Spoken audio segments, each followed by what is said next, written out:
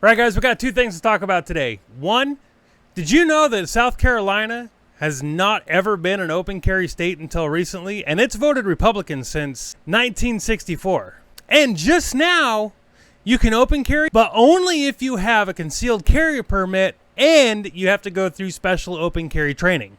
So for everybody saying, oh, I live in a red state, I have nothing to worry about, and so on and so forth, yes, this might be a step in the right direction, but you've already been in trouble. You might not even realize it. I live in a super blue state, but we have open carry, and it's been open carry here forever.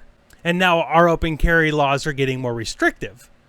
So good on you for living in a red state, South Carolina, but you still got some pretty restrictive laws out there. So those of you who live in red states and don't think that all the blue garbage is going to come to you, guess what? You probably already have a lot of it. I'll tell you, my first time in Texas, I was extremely disappointed in some of the absolute liberal laws that are in Texas. A lot of them are starting to get ironed out finally, so that's nice. But I just want everybody to make sure you stop and think a little bit. When you live in these red states, Democrats might not really have a lot to do to make you just as bad as Washington or Oregon or California. So like I've been saying multiple times, it's time to start standing up, and it's time to start going to your capitals and talking about some of these issues that, shouldn't already be a thing, but they kind of are. And put a stop to any of the worst issues before they get to you. But now let's jump right into the actual reason why I'm doing this video. Remember how I did that video talking about how Washington State passed a law that neutered the police department? Now check this out.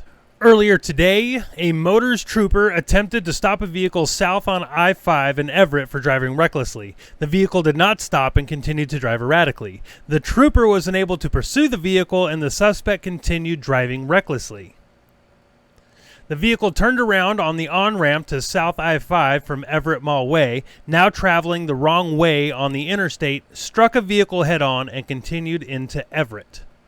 Troopers arrived shortly after. Victims and witnesses quickly advised us the direction the vehicle fled.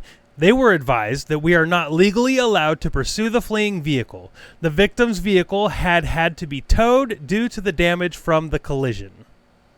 But wait, there's more! At 10:20 p.m. on 7/28/21, several people called 911 to report shots being fired at the Kohl's parking lot at 16918 Meridian East. Deputies started responding and then were updated by dispatchers that there was a male lying on the ground. When deputies arrived on scene, they found a young male deceased in the north side of the parking lot. Several people reported seeing a male in a black shirt and black pants running from the shooting, and deputies checked the area to see if they could locate anyone matching the description. A canine officer was on scene within minutes, but because probable cause had not been developed for a particular individual, they decided not to track for the possible suspect since they could not use force to detain him. That's where we're at in the state of Washington, guys. No, it's okay. Somebody's dead in the parking lot right now, but we can't go find the suspect because, well, if we try to detain him, we're going to get in trouble for it. We're going to not be cops anymore. We can't follow the guy who's driving the wrong way on I-5 because, well, if we did that, well, we would no longer be cops anymore. This is where they're at. This is where we're at in the state of Washington. If you're a Washington resident and you voted for these people that now passed these laws that guess what? People are dying and murderers are getting away. I guess you got what you wanted, huh? I guess this is exactly what you want, to defund the police.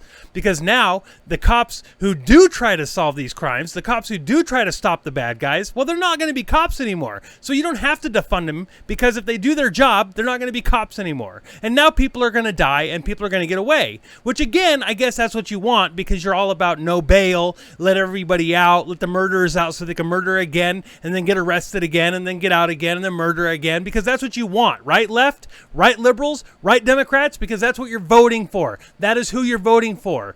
When are you going to wake up? When are you going to realize what you are doing and what you have done? Is enough going to be enough? Is it going to be enough when your family member dies and the cops are like, well, sorry, you voted for this guy and, well, got what you wanted, huh? Of course, a cop can't say that, but that's exactly what's going to be going through his head when they come to your house and you got this Jay Inslee sign in your front yard.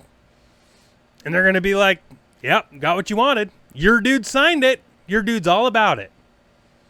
Good job. Good job. Idiots.